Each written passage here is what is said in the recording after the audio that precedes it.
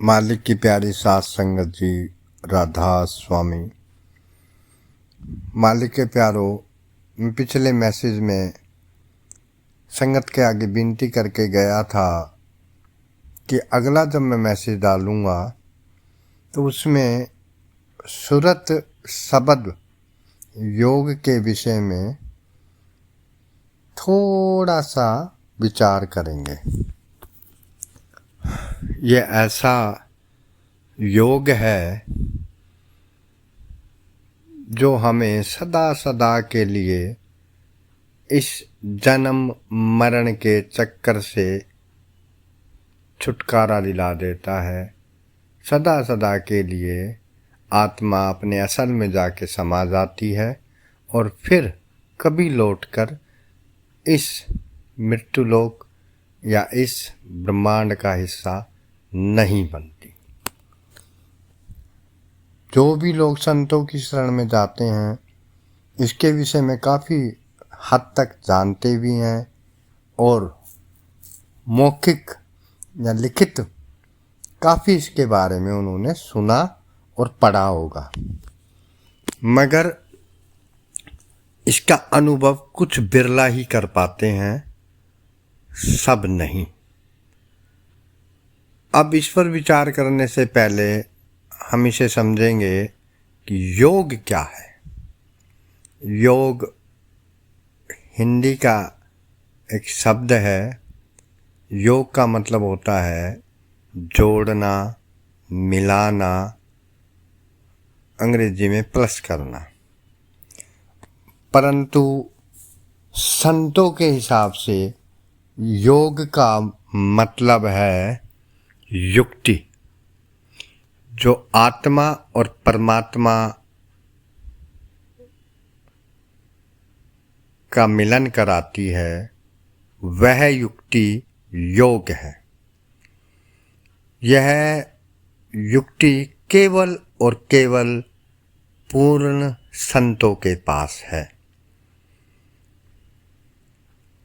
सारी दुनिया अपने अपने तरीके से उस परमात्मा को भज रही है, याद कर रही है, उसका अनुसरण कर रही है, मगर इस युक्ति को किसी बिरला को ही समझ में आती है कि यह युक्ति एक सही और सच्चा साधन है। आत्मा, परमात्मा और मन,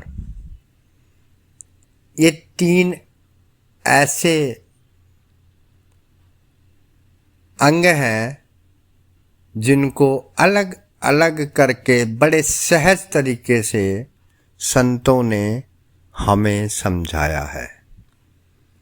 संत महात्मा हमें बताते हैं कि इस दुनिया के अंदर जितने भी कार्य हो रहे हैं सब के सब मन की ताकत से होते हैं, मन कराता है। और ये मन है कौन? ये किसके हुक्म से यहाँ सेवा कर रहा है? ये किसके हुक्म से यहाँ हमसे कर्म करा रहा है? तो आप समझाते हैं कि ये मन उस ब्रह्म का अंश है और आत्मा उस परमात्मा का अंश है। तुलसी साहब अपनी एक वाणी में, तुलसीदास गोस्वामी जी नहीं, तुलसी साहब हाथरस वाले, जिन्हें दक्षिणी बाबा के नाम से भी जाना जाता है, आप कहते हैं कि आत्मा परमात्मा का अंश है, मगर जो भी इस दुनिया में उस परमात्मा की भक्ति कर रहा है वो बार बार यही सोचते हैं कि जो परमात्मा है वो त्रिलोकीनाथ है। मगर संत हमें बड़े खुले अंदाज के अंदर समझाते हैं कि वो त्रिलोकी नहीं है, वो इन सब से अलग है जिसका ये जीव अंश है। आप अपनी वाणी में कैसे समझाते हैं कि तीन लोक का जो नाथ खावे वो भी इनके हाथ ना आवे। चौथे लोक बसैक स्वामी, जीव अंश उस अंतर्यामी। यानी कि ये आत्मा उस चौथे लोक के स्वामी का अंश है। क्योंकि दुनिया में तो एक प्रचलन है कि परमात्मा त्रिलोकीनाथ है। परमात्मा सारी सृष्टि का नाथ है, सारी कायनात का मालिक है। लेकिन हम त्रिलोकी के नाथ को ही परमात्मा मान रहे हैं। मगर तुलसी साहब हमें समझाते हैं, भाई ये उस परमात्मा का अंश है जिसने सारी सृष्टि का निर्माण किया है। और मन के बारे में आप क्या समझाते हैं कि मन ब्रह्म का अंश है। अब मन में भी ताकतें हैं, हम महसूस करते हैं। मन हमें जो बोलता है, जो चाहता है, वो हमसे करा लेता है। उसे अच्छे अच्छे भोग चाहिए, निंदा चुगली चाहिए, उसे पता नहीं कितने कितने भोगों की चाहते लेके यहाँ बैठ गया है। इसका कारण यह है कि वो भी अपने असल को भूल गया। जैसे आत्मा अपने असल को भूल कर बैठी है, ऐसे वो भी अपने असल को भूल चुका है। अब गुरु नानक साहब की वाणी गुरु ग्रंथ साहब के अंदर आप दर्ज करते हैं, मन तू ज्योत स्वरूप है। मन कोई साधारण नहीं है, मन कोई जड़ नहीं है, मन भी चैतन्य है। क्योंकि वो भी ब्रह्म का अंश है। ब्रह्म खुद उस कुल मालिक का अंश है। ये एक कायनात के अंदर इतना गूढ़ रहस्य रखा गया है, जिसे समझने के लिए हमें संतों की बताई उस युक्ति, उस योग का पूरे सम्मान के साथ, पूरी दृढ़ता के साथ, पूरे प्रेम और भक्ति के साथ जब हम उसे निभाएंगे तो ये भेद हमारे सामने धीरे धीरे खुल जाएगा। मगर हम क्या कर रहे हैं? बड़े अफसोस के साथ कहना पड़ता है कि परमात्मा कुल मालिक यहाँ मनुष्य जामा लेकर आके हम जैसे खाना बदोश जीवों के बीच में आके वो सचखंडवासी, वो अनामी पुरख, वो इस कुल कायनात का मालिक, इन रूहों का मालिक हम जैसों के बीच में आके हमारा जैसा जीवन जीता है, क्योंकि वो हमसे प्रेम करता है।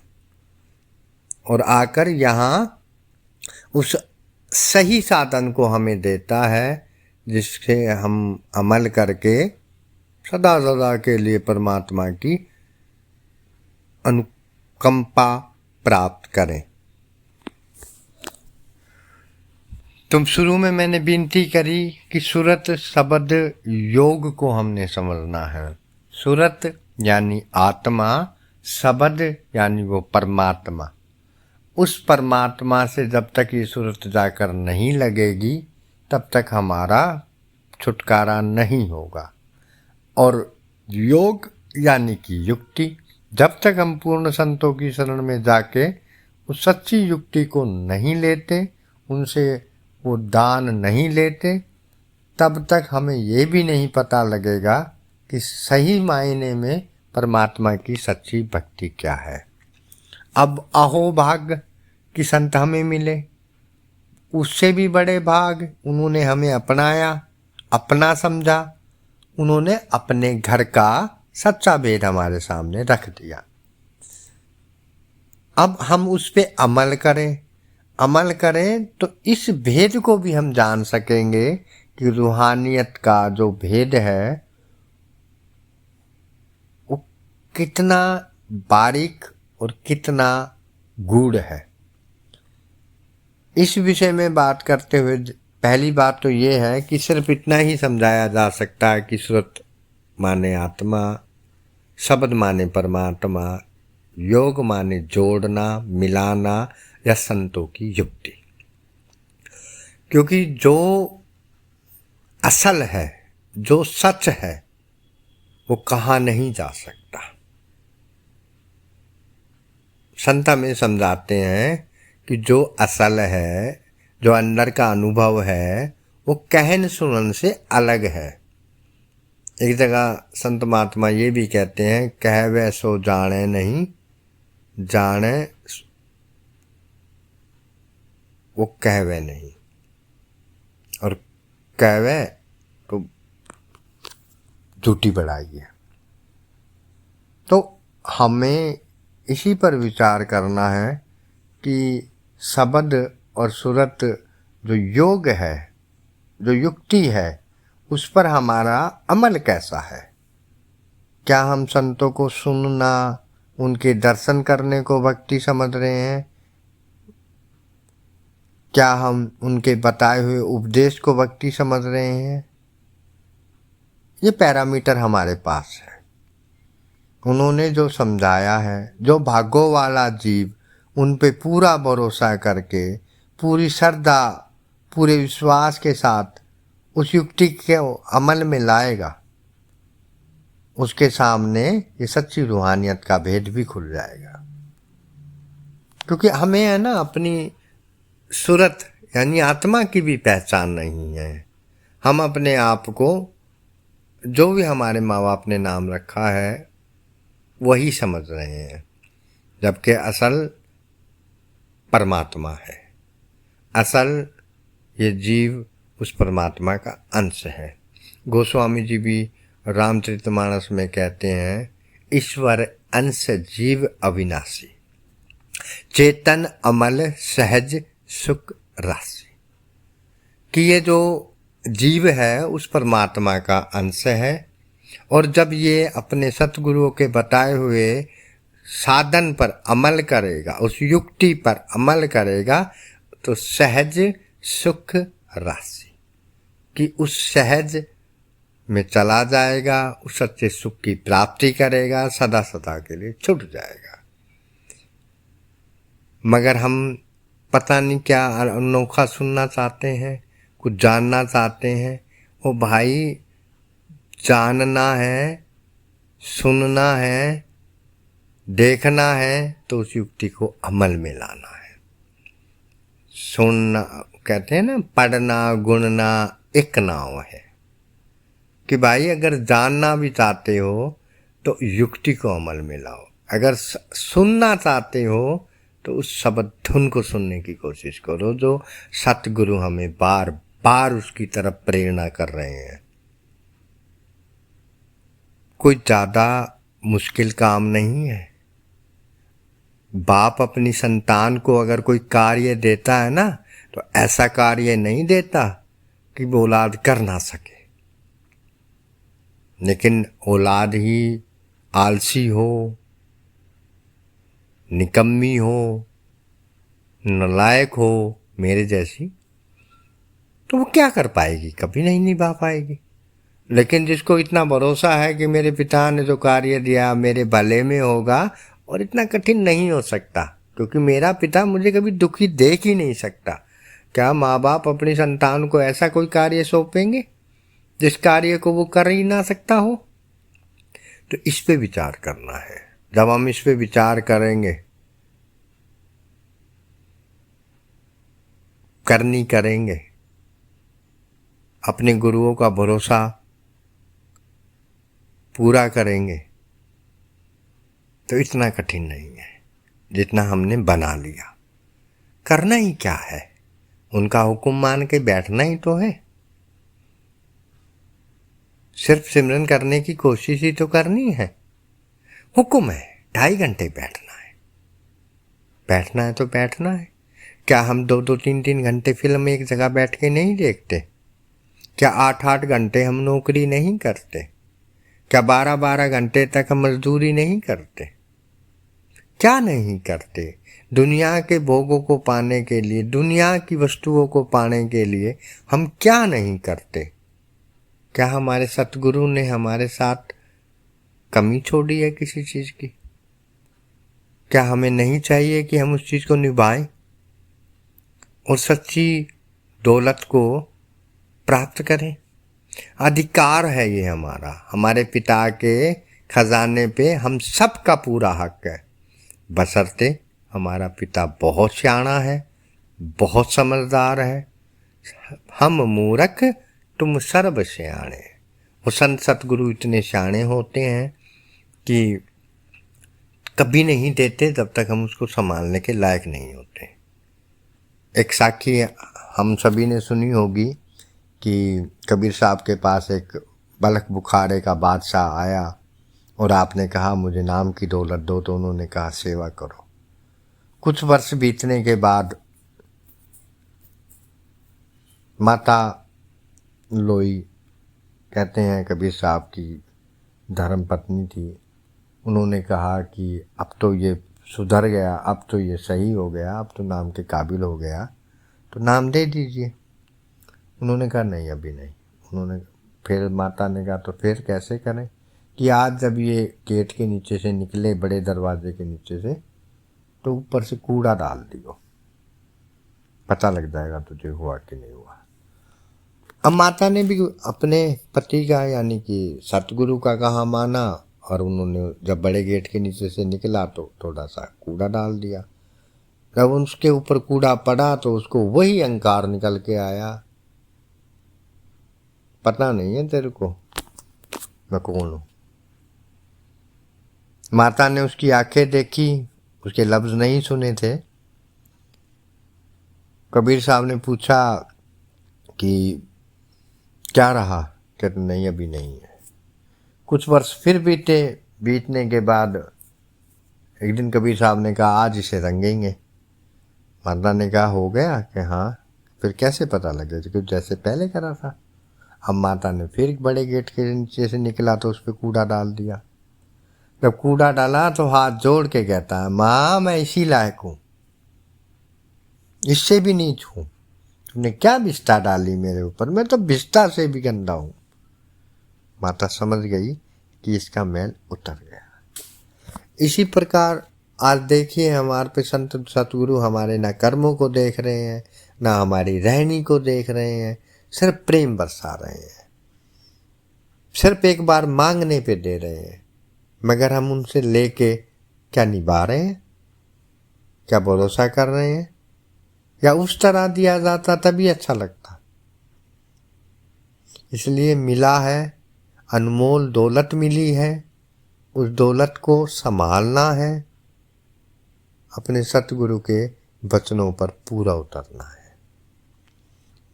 मैं बार बार यही विनती करता हूँ, यही बार बार कोशिश करता हूँ कि संगत में हर किसी को अपने पिता की दौलत पर पूरा हक समझ के भक्ति करनी है। ऐसा कभी नहीं हो सकता कि वो द्वेष करे या द्वेष करे। जो द्वेष और द्वेष करता है, अक्सर सतगुरु समझाते हैं, वो भक्ति के काबिल नहीं है।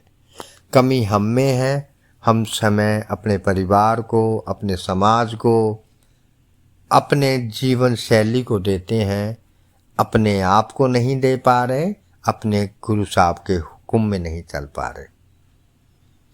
इसीलिए संगत के आगे फिर से विनती करी जा रही है कि भरोसा करो, मेरे सतगुरु का वादा है, स्वार्थ भी बनाएंगे, परमार्थ भी बनाएंगे।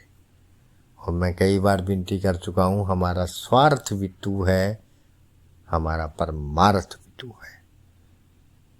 अगर कृपाई करनी है तो हमें बैठने की ताकत है, और वो देता भी है, वो देता भी है। इसके बहुत उदाहरण हैं, वो देता है। जो भरोसा करके बैठता है वो गर्मी में एसी चला देता है और बर्फ़ में हीटर चला देता है। ऐसे ऐसे एग्जाम्पल भी है। और इतना दयावान है कि कोई करने की सोचता भी है ना तो उसका बना देता है। करता नहीं, सोचता है, उसका बनना शुरू कर देता। हम तो करते कम हैं, पूछते ज़्यादा हैं, बनता नहीं, दिखता नहीं। भाई भरोसा नहीं है क्या? अगर भरोसा नहीं है तो कभी नहीं निभा पाओगे। क्योंकि रामचरितमानस में एक जगह गोस्वामी जी राम जी का हवाला दे के बोल रहे हैं कि शिवद्रोही मम भगत कहावे, सो जन्मों को तनिक न भावे। कि भाई नाम तो ले लिया लेकिन मुझ पे भरोसा ही नहीं किया तो कभी भी उस रूहानी दौलत को नहीं पा सकता। भरोसा करना है कि जो उन्होंने कहा है वो सच है, निभाने की कोशिश करनी है, निभा अपने आप देंगे। सब्र के साथ करनी है, क्योंकि स्वामी जी ने कहा है वह तो रूप दिखाकर छोड़ू, तू क्यों जल्दी करे पुकार। बिल्कुल दिखाएंगे, बिल्कुल हमारी इच्छा पूरी करेंगे, हमारे लक्ष्य को पकड़वाएंगे। उन्होंने हमें नाम के साथ जोड़ा है, यूं ही नहीं हमें कोई ऐसे ही मूर्ख बनाया है। अपनी खुद की दौलत हमें सौंपी है, इसलिए हमें चाहिए अपने गुरुओं का मान रखने के लिए, अपनी जीवन का लक्ष्य पूरा करने के लिए उनके हुक्म में रहकर रोज रोज पूरे 2.5 घंटे तो करने ही है, इससे ज़्यादा करेंगे मुबारक है, परमात्मा हम पर भर भर के रूहानियत लुटाएगा। ये उनका वादा है, वो ज़रूर निभाएंगे। मैं संगता के विनती करता हूँ, प्लीज़ सब्सक्राइब करो, फॉरवर्ड करो, और कमेंट्स तो एक भी नहीं करते। अगर आपको अच्छा नहीं लगता तो बात अलग है, अगर अच्छा लगता तो प्लीज़ कमेंट्स और लाइक ज़रूर करो। राधा स्वामी।